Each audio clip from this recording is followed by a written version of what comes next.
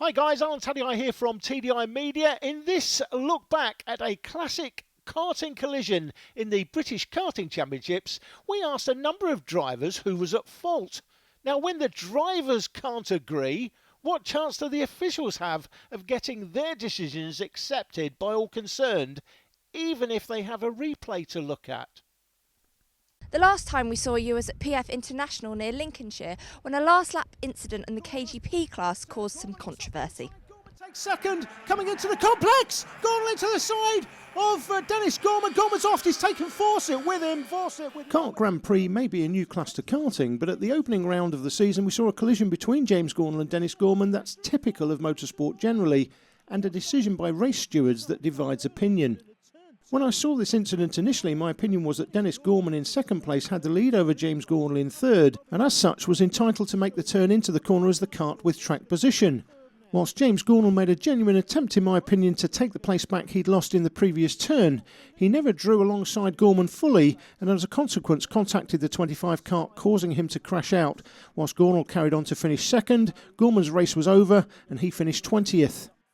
Following an investigation by the clerk of the course, he decided to exclude James Gornall from the race result, but James appealed this to the race stewards and they reduced the exclusion to a 5-place penalty. Nothing has changed my mind since I watched the footage for the first time. In my opinion, James Gornall was at fault for the incident, albeit that I do accept it was not a deliberate act, simply an error of judgment at the time.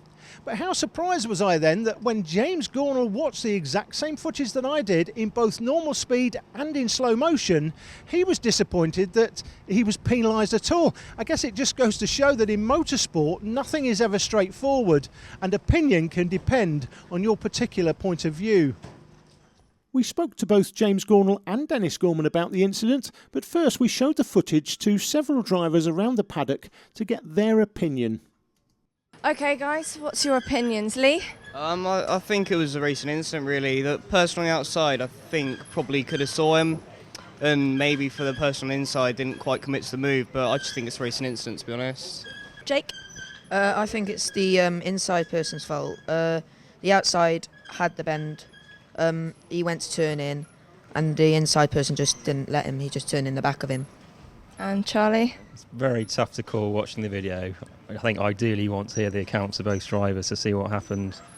Looking at the video, arguably the person making the move was at fault, but it's so close. I wouldn't want to portion blame to anyone. So guys, you both had a chance to have a look at that incident. James, what's your opinion? Well, it was definitely the guy on the inside because he was there, but he knew the other guy couldn't see him. You could just tell by the person on the outside's reaction that he just clearly didn't know he was there. And the guy on the outside obviously didn't purposely turn him because he didn't look or anything. So.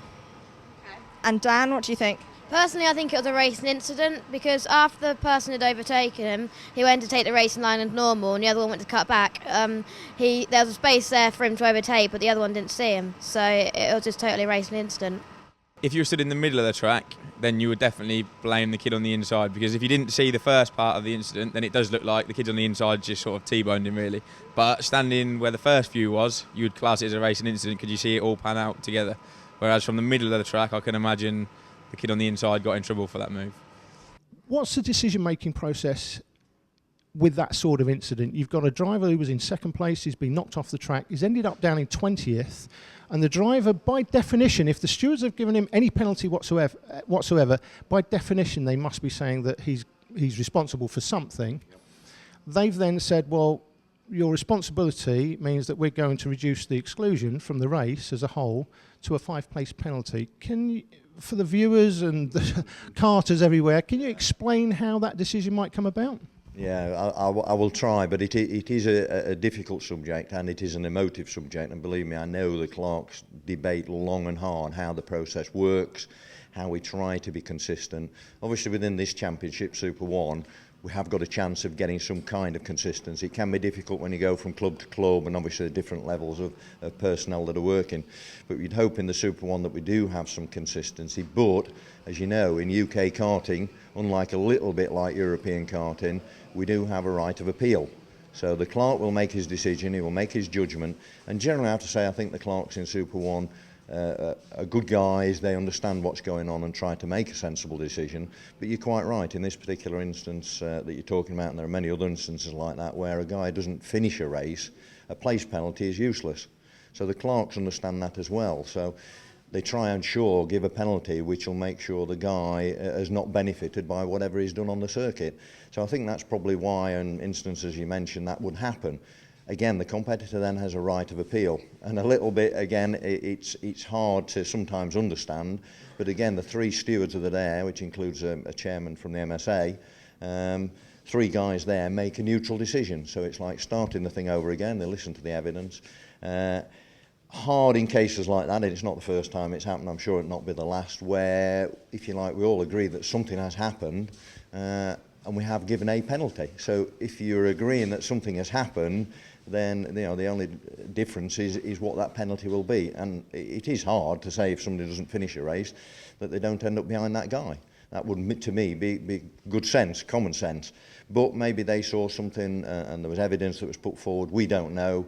And in many other cases, there is evidence. We only see the little bits that we hear and see.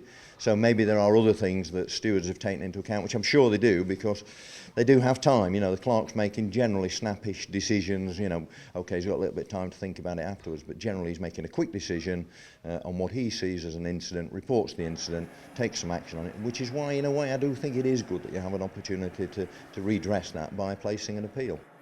You're trying to look at 30 carts in one corner, aren't you, and make a decision based on an incident that you might see or not see. How frustrating can it be by reading some of the stuff that you do on the forums? It can be frustrating. I don't think you've got to take that to heart, because you try and do the best job that you can do. And obviously, if people respect your decision, then that to me is a good thing, because you are winning through. The point I'd make at this interview and everything, whenever I talk about karting, we're all in this together. Our sport needs everybody to pull together. And sometimes things don't go your way, and sometimes you don't like things that happen, and sometimes decisions are made by the MSA, by stewards, by a clerk or whatever. Grin and bear it, move on and move the sport forward. We've got to get out of this rut that we're in at the moment. We need to all work together. Yeah, make a bad decision, not happy with the decision. Quite happily, most of the clerks, most of the Super 1 officials talk to them. They will listen. And we go away, we talk to John Hoyle, the organiser, and we'll try and make it better for next year.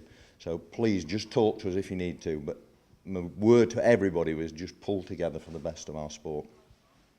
Dennis, what's your view on the collision at PF International? Obviously, originally James got an exclusion, but then that was, after appeal, that was reduced to a 5-place penalty. Yeah, I mean, it's awkward. It's a close sport. I suppose on that particular corner, I went down the inside on sort of the first part of that bend. I've sort of gone over the curb, tried to keep a tight line, sort of kept turning. And as I've gone into sort of the next part of the corner, I've sort of not seen a nose cone or anything and just felt a tap from behind and sort of gone spinning round. Sort of having looked at it on video again as well.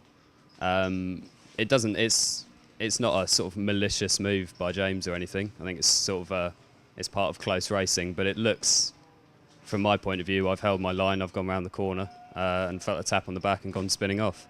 So I've sort of got the 18-place penalty there, as it were. Opposed to a 5-place penalty. Yeah. I mean, it's always hard to sort of apportion penalties. At the end of the day, whatever penalty was applied, it's not going to get me my points back. So the penalties there, so the officials can monitor driving standards. And would it surprise you that we've shown James the footage in slow motion and in real time, and he seems to think that completely exonerates him from it? No, not really. At the end of the day, if he didn't think he was doing the right thing at the time, he wouldn't have done it. So I think it's part of this sort of what makes you a racing driver, isn't it? You go for gaps. Sometimes they're fair, sometimes they're not. So it probably also wouldn't surprise you that we've shown it to a number of drivers around the paddock. They don't know who you and James are. To them, you're driver A and B, and half of them are on the fence, and the other half think that it's James' fault. No one's actually said that it's your fault, but none of them have got basically they're half and half as to whose fault it is. Yeah, like I said, it wasn't a malicious incident, etc. It was just part of close racing. I do kind of think it wasn't a fair move that was on, and his front wheel's gone into my back wheel. So I can understand people saying it's a racing incident. I can understand people saying it's sort of his fault, which is my view as well. Just first of all, just give us your impression of that incident as from your point of view. Well, it was obviously a close fight. We were coming towards the end of the race, and we'd been dicing for 3 corners up to that point. And I decided to switch back, which is why I let him take the position into the 90-degree right-hander.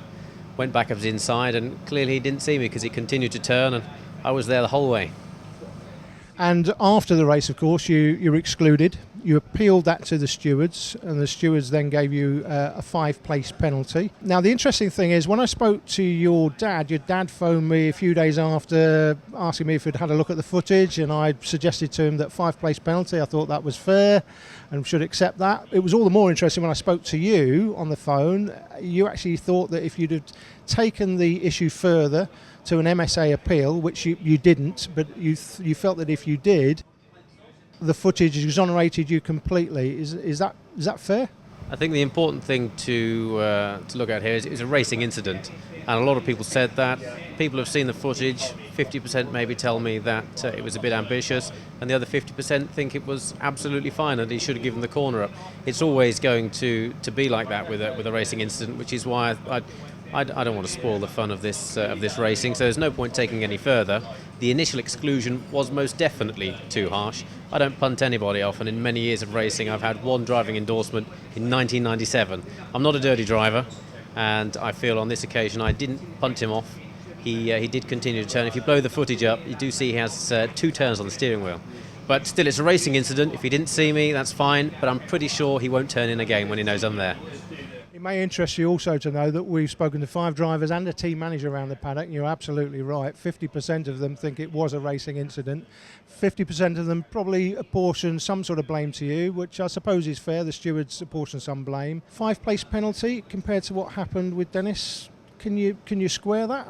I do like the way they're taking more action in karting. Driving standards have gone downhill. I've been running kids for quite a while, and the kids are bashing each other off the circuit left, right and centre. So I'm happy that they're giving out more warnings, black flags and even exclusions. My first penalty was obviously far too harsh. 5 place from an outside perspective I see as something that is quite fair.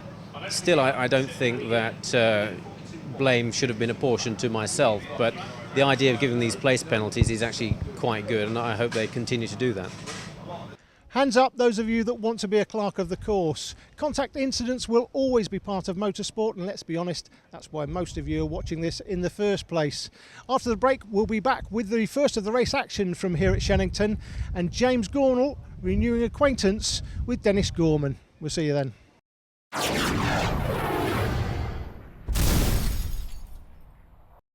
Thanks for watching, guys. Please like, comment, share and subscribe, and join us shortly when we'll bring you more classic karting coverage from the Super 1 British Karting Championships, including the new Williams F1 driver George Russell racing when he was just 13 and 14 years of age.